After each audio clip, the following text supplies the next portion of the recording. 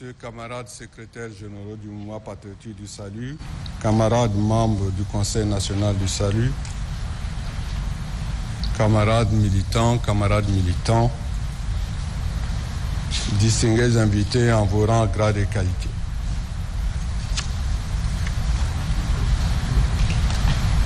Je voudrais, à l'entame de mon propos,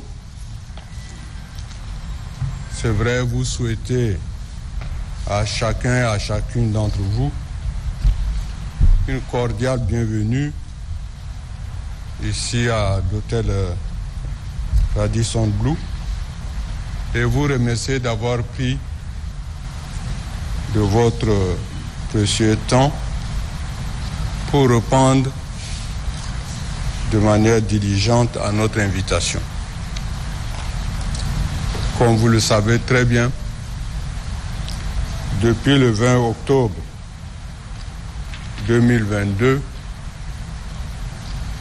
le Tchad a connu des événements les plus incroyables. Et en cela, vous pouvez, à travers les réseaux sociaux, à travers les télévisions, à travers les contacts téléphoniques, et également à travers le porte-parole du gouvernement et le Premier ministre de transition, que nous ont donné les statistiques les plus macabres que le Tchad ait jamais connues.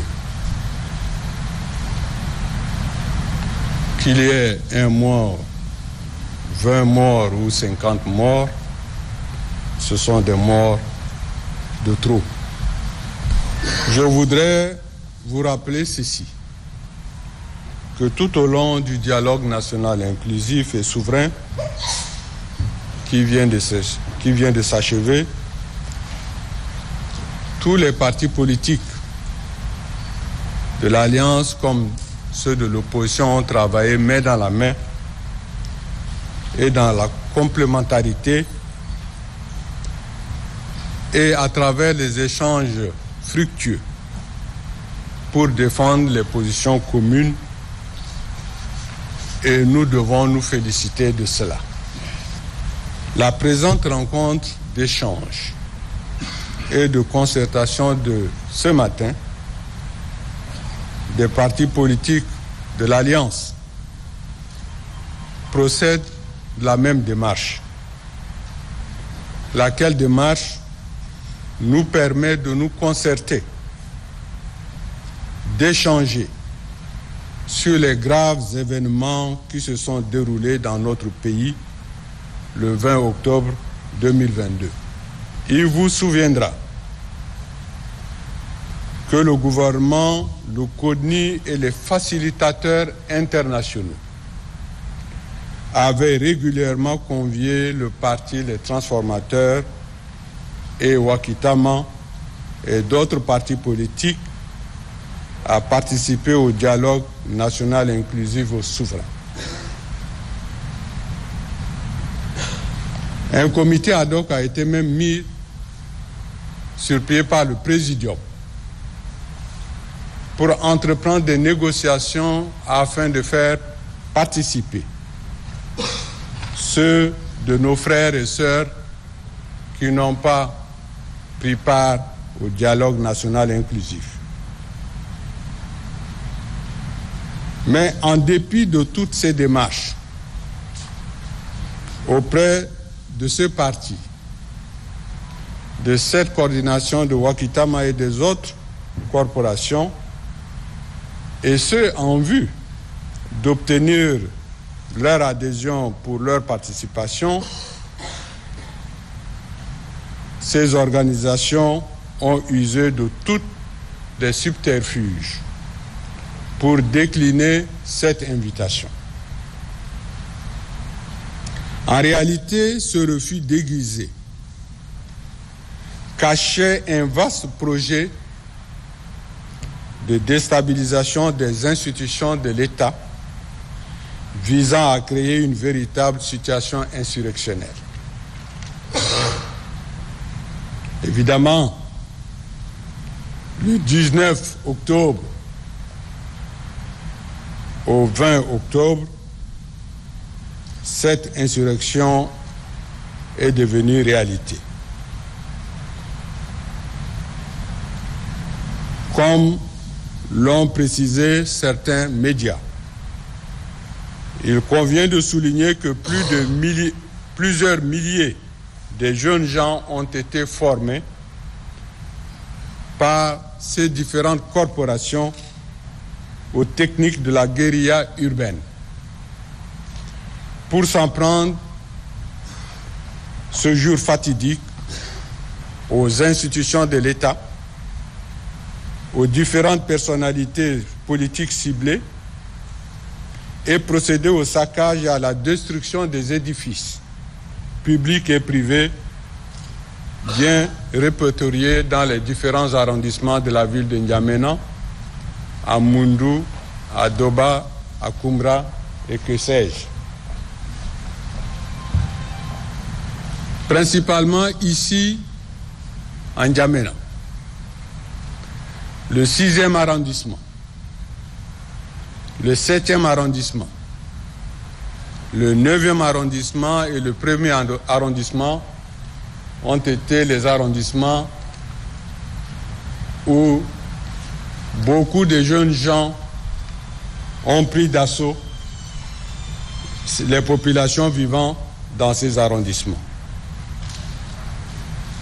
En effet, ce qui s'est passé le 20 octobre 2022, ou plus exactement dans la nuit du 19 au 20 octobre, loin d'être un fait du hasard, est une œuvre savamment organisée de déstabilisation et de destruction, méticuleusement organisée pour lancer toute cette masse de jeunes dans une violence gratuite. À voir les images, évidemment, sur les réseaux sociaux et bien d'autres.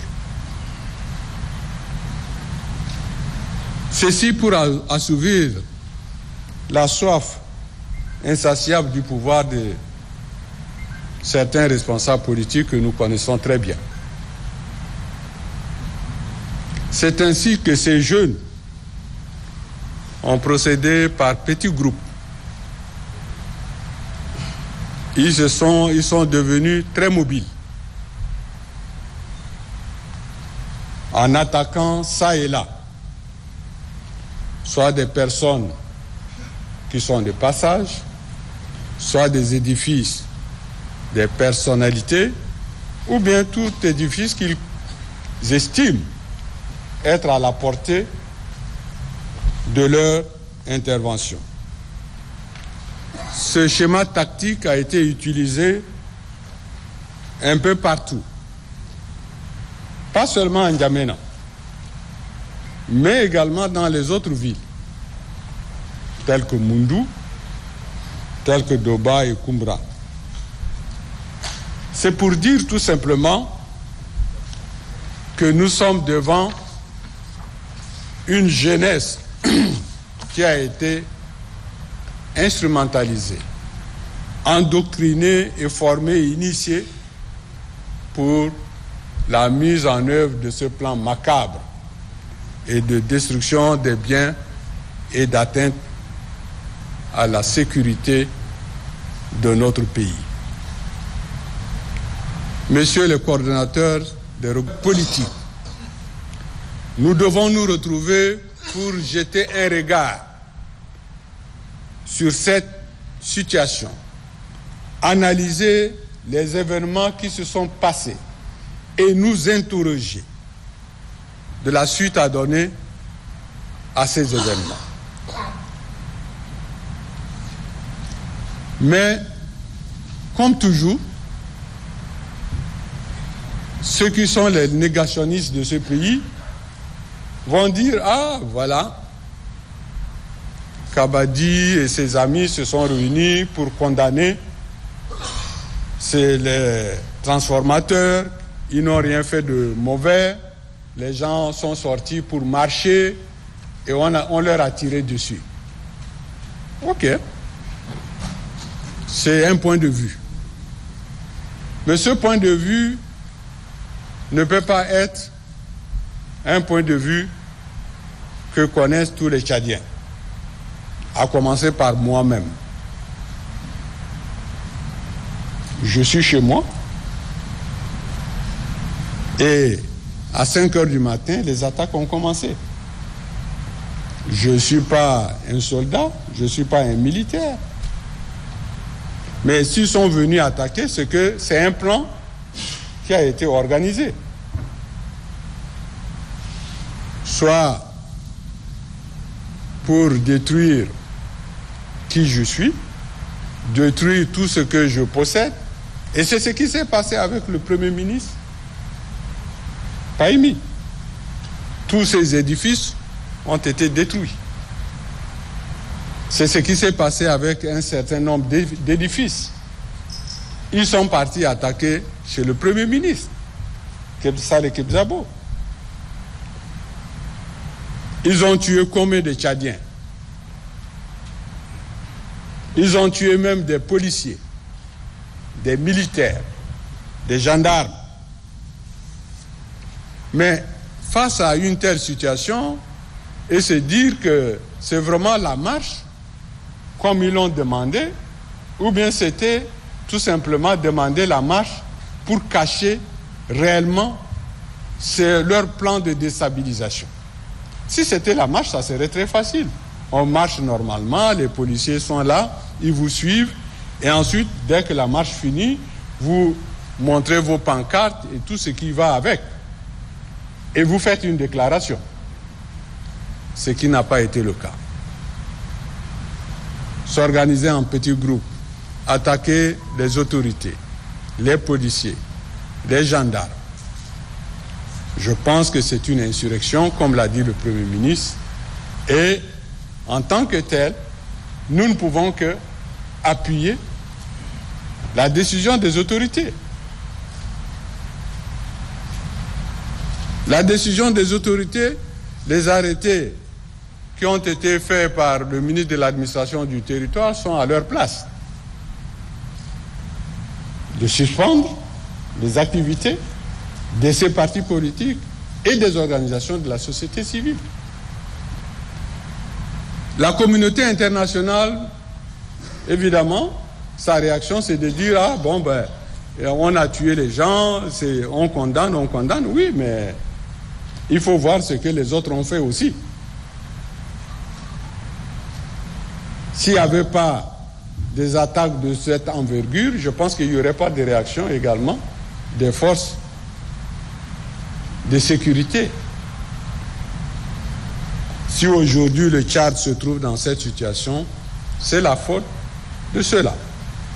Donc vous ferez pour nous prononcer par rapport à la situation qui prévaut depuis 72 heures. Comme les autres l'ont dit, c'est le jour 20 octobre, comme la communication était difficile, également pour voir exactement, pour ne pas laisser les autres raconter, moi j'ai pris ma voiture pour faire un peu le tour. Arrivé au niveau du marché de DB, les commerçants qui ont des boutiques par là, étaient debout devant la boutique. J'ai un peu continué, je voulais amorcer l'avenue Condor, juste au niveau de l'espace Tamino Manu. Il y a un groupe de jeunes d'une centaine, brandissant le drapeau avec des kabuki, machettes et sur le site. J'étais obligé de repousser chemin. J'ai continué pour prendre l'axe de Ropa-Aigle là. J'ai traversé jusqu'au niveau de la station. Légèrement en face de la maison du ministre d'État, secrétaire général de la présidente, il y a également un groupe de jeunes qui étaient obligés de repousser chemin. J'ai pris l'axe de l'estade de Paris-Congo. Et là également au niveau d'une station Trandex là, il y a un autre groupe de jeunes qui étaient obligés carrément de prendre juste au contournement de l'estade de Paris-Congo. La situation elle est grave. Nous, acteurs politiques, on ne doit pas se taire. On ne doit pas se taire. Parce que c'est la vie de la nation qui est en dépend. Cette situation-là nous amène, si jamais on fait attention, va nous conduire à la guerre de 19. Les gens, ils sont, pour leur intérêt propre, ils sont en train de conduire le Tchad. Dans cette situation où personne l'a imaginé pratiquement depuis 30 ans de démocratie. Donc, faisons attention, prenons notre responsabilité. On ne doit pas se taire. Le cas nous appartient tous. Et nous sommes dans un état démocratique pratiquement depuis des décennies. Quelqu'un qui veut procurer le pouvoir, si son parti est légalement constitué, je crois tous nous avons décidé de donner 24 mois à cette transition. Mais ils n'ont qu'à se préparer. Devant cette situation, si nous gardons le silence, ça veut dire que nous avons opté pour la peur, ou soit nous avons opté pour la complicité avec le camp en face. Les témoignages, nous n'allons jamais finir de les dire. Ça veut dire que si il y avait quelqu'un qui pouvait manipuler dans mon téléphone ici, on allait écouter des choses horribles. C'est-à-dire que des vocaux venant des provinces qui sont passés par les téléphones même des religieux qui disent clairement que c'est une insurrection parce que des gens ont été formés. 150 véhicules, c'est dit en langue où même celui qui n'a pas été à l'école peut écouter, ont pris la direction sur N'Djamena. Nous avons encore dans les téléphones aussi des images de véhicules qui ont transporté des personnes qui étaient en train de descendre. Et si nous allons parler de chacun son cas, ça va nous prendre tout le temps et nous risquons de ne pas vite aller. Parce que moi qui vous parle, le seul policier qui était devant ma porte était submergé. 3 attaques que je peux dire ont été repoussées au point où mon mur fin de mensuel devrait servir de tableau pour afficher des images de succès. Et à l'heure où nous parlons, des messages circulent avec un chronogramme précis. Chaque jeudi, on doit attaquer le domicile d'un chef de parti politique sudiste qui soutient la transition. Ça veut dire que nous ne sommes qu'au début de ce qui est en train de venir. Si nous autres, nous sommes des croyants, les gens veulent marcher sur le cadavre pour arriver au pouvoir. Cette légitimité donne les autres chances de temps. Parce qu'on veut faire du copier-coller. En Côte d'Ivoire, Ouattara a réagi parce qu'il allait à l'élection, il a estimé qu'on lui a volé. Mais quelqu'un qui n'a pas été candidat parmi les deux, là, c'est réclame de quelle légitimité? Moi, par hasard, encore, j'ai eu 2 personnes peut-être. Qu'est-ce qui se passe? Ma sécurité était également menacée à tel point que j'étais tenu de saisir la police qui a assuré ma sécurité à la date du 20 octobre. Pour ce qui s'est passé, nous devons condamner. Je ne suis pas d'accord en tant que chef de parti politique.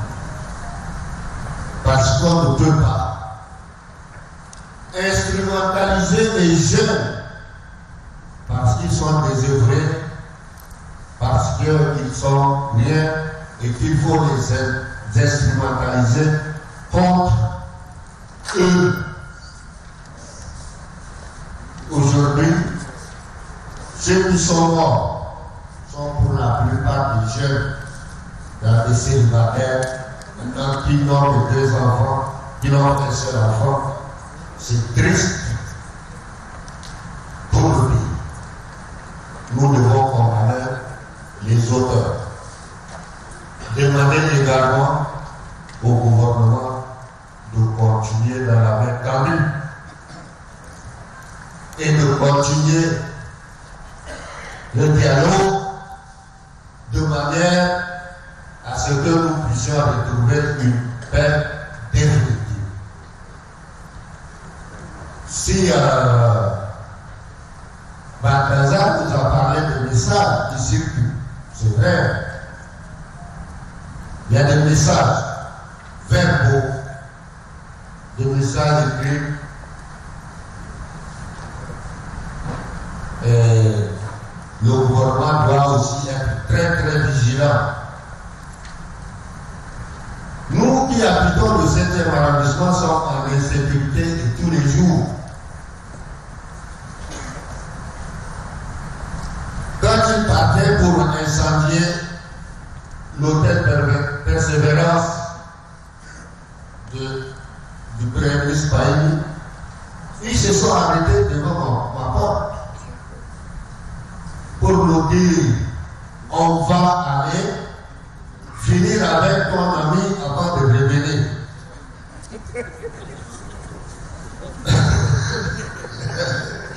Moi, j'ai appelé Fanny. Voilà ce que les gars ont dit à partir de chez moi. Et il m'a dit oui.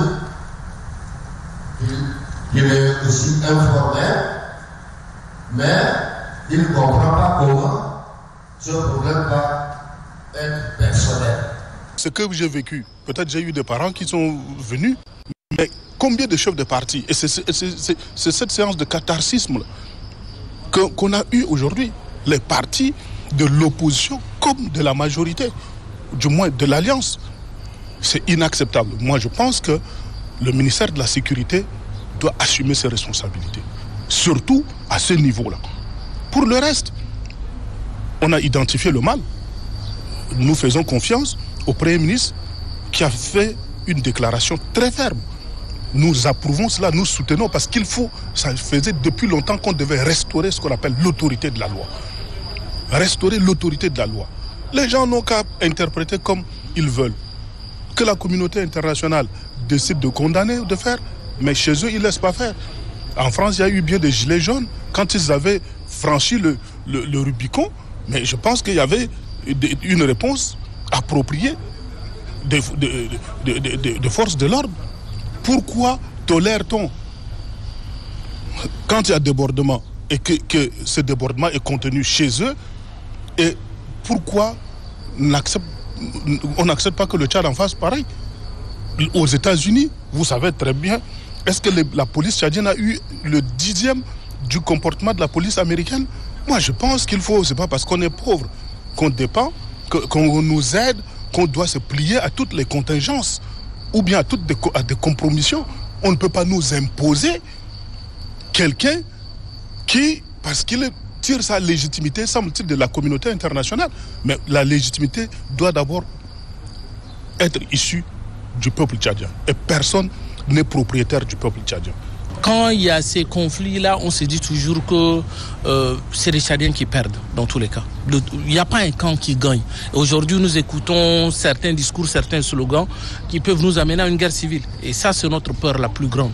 Et nous autres, nous pensons qu'il faut se battre pour qu'il n'y ait pas, disons, un conflit communautaire ou un conflit de religion et tout ça. Nous pensons qu'il faut tout faire pour que cela n'ait pas lieu. Ce qui est passé, c'est pas vraiment patriotique. Que aucune personne, aucun leader, de n'importe quel parti politique, ne pourra prétendre gouverner ces pays en excluant une partie de sa population. Et moi, je ne peux pas être un président de la République sans les frères musulmans et sans les frères chrétiens, sans les animistes.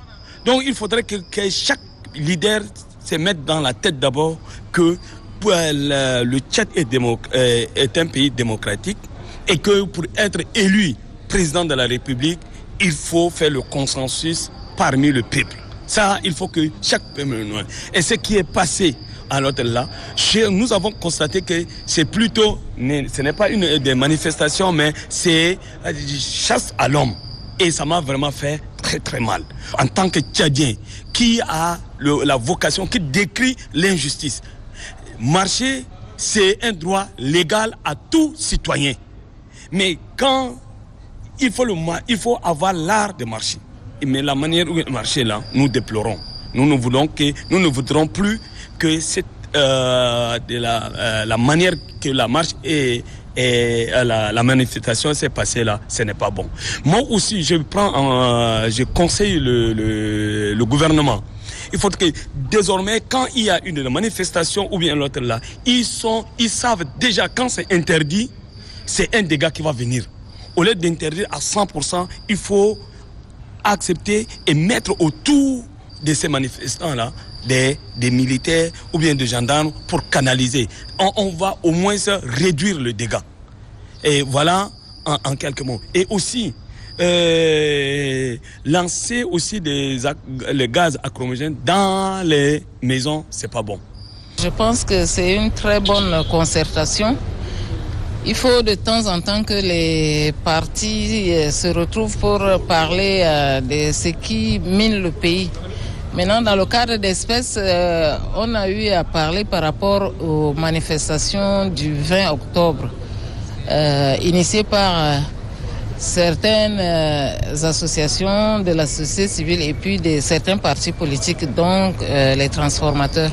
Aujourd'hui, on déplore les morts et les blessés.